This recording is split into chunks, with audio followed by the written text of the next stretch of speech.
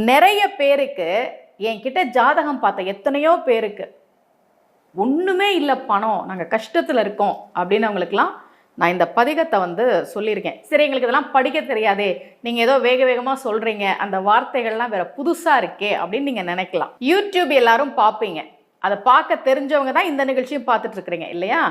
யூடியூப்பில் இடரினும் தளரினும் டைப் பண்ணுங்க, அந்த பாட்டு வரும், அதை கேளுங்க, தினமும் நீங்கள் கேளுங்க.